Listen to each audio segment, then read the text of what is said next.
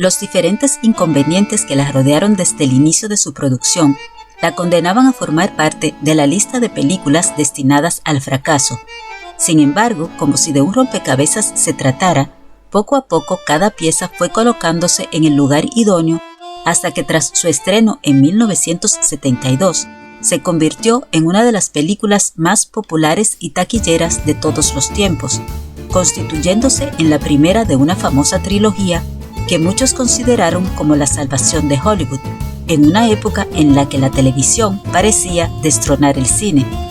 Ganadora de una larga lista de premios, entre ellos 3 Oscar y 5 Globos de Oro, es considerada como uno de los últimos clásicos del cine. Hoy, en Pasaje Retro, recordaremos El Padrino 1. Hablaremos de su trama, sus personajes y los detalles curiosos que envolvieron esta producción. Te haré una oferta que no podrás rechazar. ¿Me acompañas? Demos inicio a nuestro pasaje.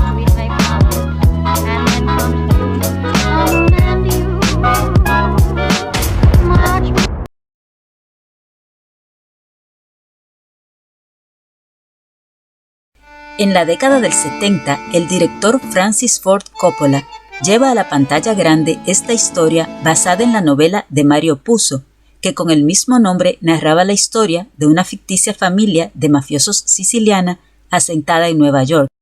Fue estrenada en el Teatro Loews el 15 de marzo del año 1972, donde la gente, a pesar de la tormenta de nieve, se formaba en largas colas para adquirir su entrada.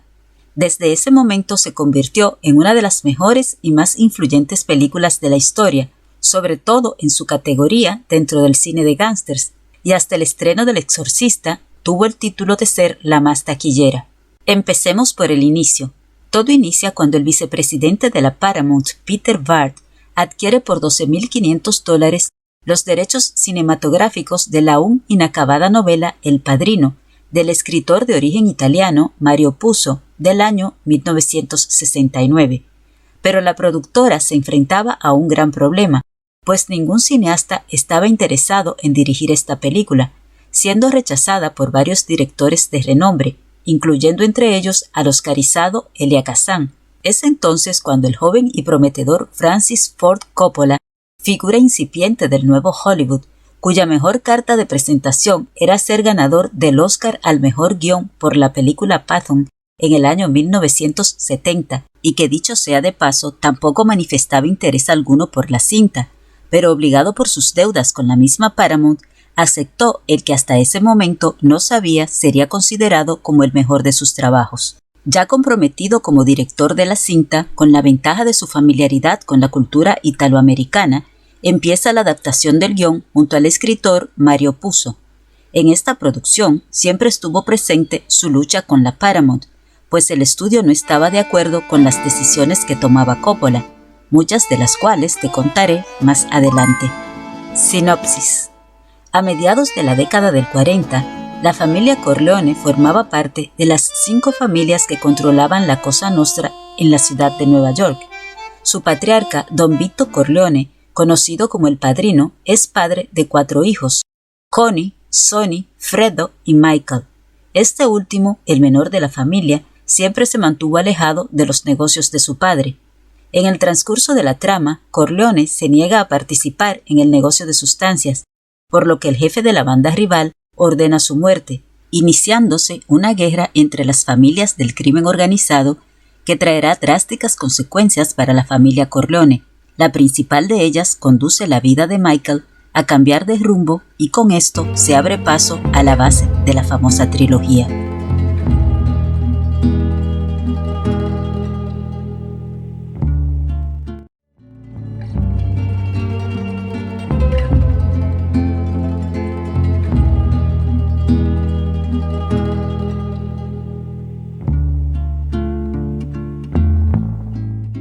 Curiosidades de la película. Las selecciones de actores más controversiales. Marlon Brando como Vito Corleone. La más ardua faena de Coppola fue conseguir que aceptaran al único actor que tanto él como el escritor Puzo vislumbraban en el rol de Vito Corleone. Se trataba de un Marlon Brando a quien ya con 47 años la industria consideraba un actor con una carrera en declive progresivo. marcado por una fama de temperamental y problemático, sin mencionar su reputación con las féminas, y quien tampoco quería saber nada sobre este papel, para el que también fueron tomados en cuenta actores como Laurence Olivier, Ernest Borgnine, y cuenta la osada leyenda que llegó a pensarse hasta en Frank Sinatra. Puzo, preocupado de que otro actor fuera escogido antes que Brando, como un recurso desesperado le dirigió una carta diciéndole que él era la única persona que podía interpretar a Corleone. Luego de muchas discusiones, la Paramount hizo sus exigencias para aceptar a Brando. En primer lugar, el otrora afamado actor trabajaría por el salario mínimo. En segundo lugar, dada la fama de impuntualidad de Brando, Coppola pagaría de su propio bolsillo las pérdidas por cualquier retraso en el rodaje. Como último requisito, el actor, como cualquier actor desconocido, también debía someterse a una prueba de cámara. Conociendo el ego y el carácter de Brando, esta parte ponía en aprietos a Coppola, pero motivado por el ego y preocupado ante la posibilidad de que el inglés Laurence Olivier obtuviera el papel, Brando, sin enterarse, a modo de experimento en su propia casa, realiza ante Coppola lo que en realidad era un casting, apelando a sus dotes actorales, improvisando al mismo tiempo que desarrollaba magistralmente el personaje de Corleone. Pintó su cabellera de betún y se llenó la boca de papel higiénico para simular sus mejillas caídas, y así parecer un perro bulldog, pues así imaginaba Brando al jefe de la Cosa Nostra. Terminó basando su voz en la del mafioso de la vida real, Frank Costello. Tanto Coppola como los ejecutivos quedaron anonadados al ver la prueba. Habemos Vito Corleone. Al Pacino, Michael Corleone. Para el rol de Michael Corleone, Coppola también tuvo que enfrentarse con los ejecutivos de Paramount. Ellos querían una estrella consagrada, pero el obstinado director se aferraba a que lo hiciera este desconocido. Se barajaron nombres como Warren Beatty, Dustin Hoffman, Jack Nicholson, Ryan O'Neal, Robert Redford y Robert De Niro, pero al final Al Pacino se quedó como el Benjamín de los Corleone. James Caan como Santino Sonny Corleone. Caan al inicio fue considerado para el papel de Michael, pero al ser asignado a Al Pacino, la producción de la Paramount lo propuso para el papel de Sonny, el nervioso hijo mayor de Corleone. Una propuesta con calidad de innegociable, ya que si Caan no entraba, salía Al Pacino. Es obvio que Coppola dio un sí como respuesta para conservar a Al Pacino. Sobre las escenas y la producción. El presupuesto alcanzó alrededor de $6.5 millones y una recaudación de 250 millones. Coppola consiguió que la Paramount aceptara que la película se rodara con ambientación de la época de los años 40 y no del 70 como estaba previsto, aunque esto implicaba un evidente aumento en el presupuesto. La emblemática escena que abre la trama, con Brando acariciando un lindo gatito, también tiene su historia. Se trataba de un gato que merodeaba por los estudios y que a manera de improvisación fue incluido en la grabación y ha demostrado el tiempo que fue una magnífica idea. El rodaje de la escena de la boda duró 4 días y se contrató al menos a 350 extras y se vio retrasada por un largo temporal de lluvia que trajo como consecuencia un nuevo aumento de los costos. Mario Puzo fue conocido como el literato de la mafia. Coppola improvisaba reuniones de comidas con los actores a manera de ensayo, uniendo al reparto con la finalidad de que los actores asumieran sus roles. Las permanentes desavenencias entre Coppola y la Paramount motivaron a que el estudio siempre tuviera bajo la manga una carpeta de directores sustitutos, en caso de que las diferencias se tornaran insalvables. De hecho, el director estuvo a punto de ser despedido en más de una ocasión. En la trilogía, las naranjas fueron usadas como un símbolo de la desgracia, así que su aparición en el film solía ser un mal augurio. George Lucas, a quien años más tarde también le llegaría la gloria con la Guerra de las Galaxias y gran amigo de Coppola, colaboró con él en algunas escenas del Padrino. Incluso se dice que fue él quien le convenció para que aceptara dirigir la película. El estilo de aspecto sombrío del director de fotografía Gordon Willis le dio un toque distintivo a las escenas y terminó siendo copiado por otras producciones. Muchas de las escenas se filmaron en 120 exteriores de la ciudad de Nueva York y sus alrededores, incluyendo la pequeña Italia. El pequeño pueblo siciliano donde Michael conoce a Apolonia se llama Savoca. Allí también se filmó en el bar Vitelli y en la iglesia de Santa Lucía. La casa de los Corleone está situada en la isla de Staten Island. El cementerio de Queens fue el lugar elegido para ambientar el entierro de Vito Corleone.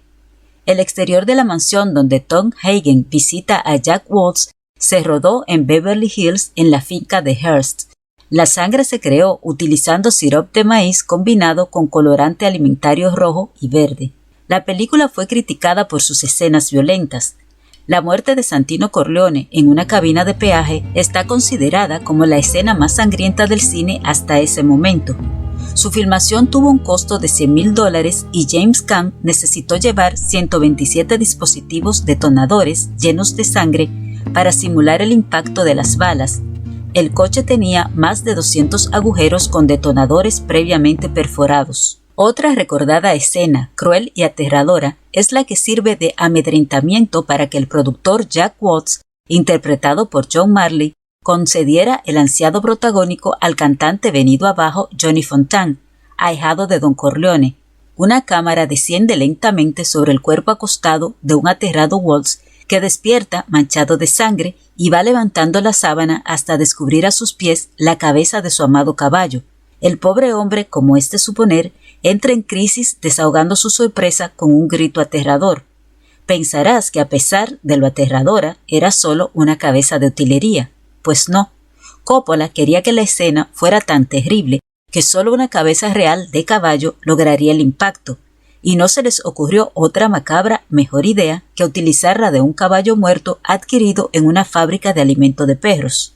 Dicen que John Marley pensaba que la escena se haría con un atrezo, razón por la que vemos el terror pintado en su cara al descubrir bajo las sábanas la cabeza ensangrentada de un caballo real. En un momento de desesperación, al ver que el guión no encajaba, Coppola pidió ayuda a su amigo Robert Towne, quien como guionista no acreditado terminó de encajar la trama, dando vida a la escena de 3 minutos y medio de la conversación entre padre e hijo, en la que Vito Corleone pasaba las riendas a su hijo Michael, abriendo paso a la secuela. En el entierro de Vito Corleone se utilizaron 150 extras y 20 limusinas. Sobre los actores. Por esta película, Brando ganó su segundo y último Oscar, que dicho sea de paso, rechazó, enviando a una joven actriz y activista indígena vestida de apache a pronunciar un discurso escrito por el actor criticando el trato vejatorio a los nativos americanos. Coppola introdujo como actores prácticamente a todos los miembros de su familia en algunas escenas de la película. Su hermana Talia Rose Coppola, conocida como Talia Shire, interpretaba a Constancia Corleone. Su padre, el músico Carmine Coppola, toca el piano en el bautizo mientras se reproducen las escenas de otros miembros de las familias de la mafia siendo asesinados, y el bebé bautizado, que en realidad era una bebé, es su hija Sofía Coppola. Durante el film, Marlon Brando aparece en pantalla menos de 1 hora. El personaje de Johnny Fontane, interpretado por Al Martino, está basado en Frank Sinatra, con quien su personaje guarda mucha similitud. Incluso coinciden en que Sinatra cantó en la boda de una de las hijas de un mafioso en Nueva York, tal como Fontane lo hace en la boda de Connie Corleone, hija de Don Vito Corleone. Marlon Brando leía las líneas en tarjeta durante el rodaje.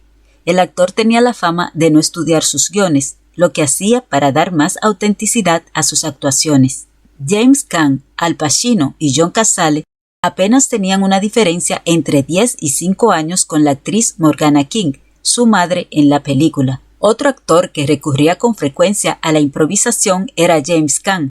De hecho, varias de sus escenas fueron ideadas en el momento de la grabación, como es el caso de la paliza que le da a su cuñado con una tapa de basura.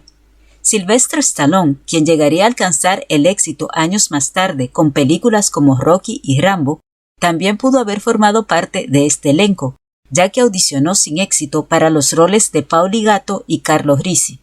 Curiosamente pudo ser el esposo de Talia Shire, de haber sido aceptado como Carlo Risi, pero este matrimonio se produjo en Rocky del año 1976, donde ambos actores sí fueron esposos. Al Pacino llegó a confesar que no tenía fe en el éxito de esta película.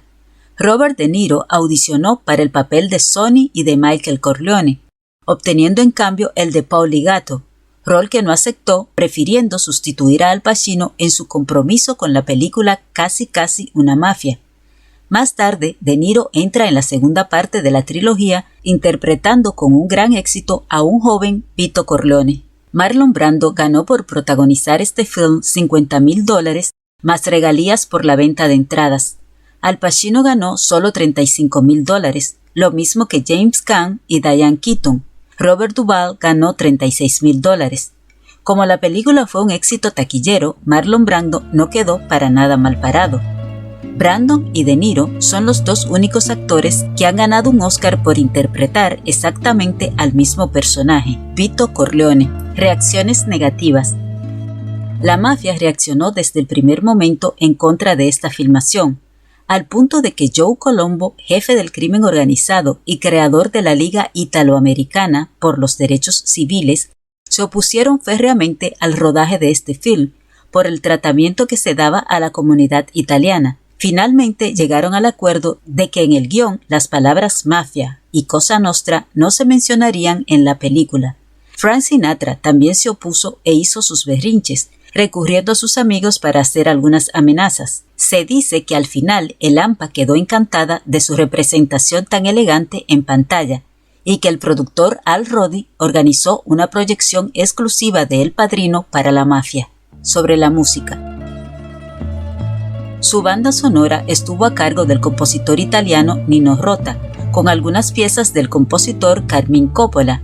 La partitura fue nominada al Oscar, pero no recibió el premio al descubrirse que había sido usada en la película de Federico Fellini, Fortunella, del año 1958. Aún así, fue ganadora de los premios Globo de Oro y BAFTA. El Padrino fue nominada al Oscar en 11 categorías por la Academia y ganó 3: Mejor Película, Mejor Actor Principal y Mejor Guión Adaptado.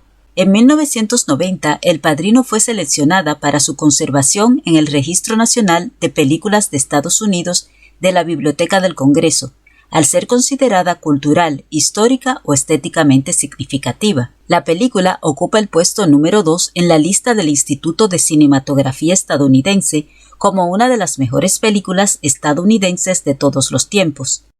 Hasta aquí este video dedicado a una película que, al igual que otras que conocemos, estuvo destinada al fracaso, pero terminó convirtiéndose en uno de los grandes éxitos del cine hasta nuestros días. Estaré muy atenta a leer tus comentarios porque quiero saber si viste esta película, si te gustó y si consideras que los actores escogidos fueron los idóneos, o de lo contrario, cuál de los actores habrías cambiado. ¿Te gustó Marlon Brando como Vito Corleone? Déjame dicho en los comentarios tus opiniones y si te gustó el video no olvides regalarme un like. Si aún no lo has hecho, suscríbete y activa la campanita de notificaciones para que YouTube te avise cuando suba mis videos. Un saludo muy afectuoso a todos mis pasajeros. Gracias por acompañarme y hasta el próximo pasaje.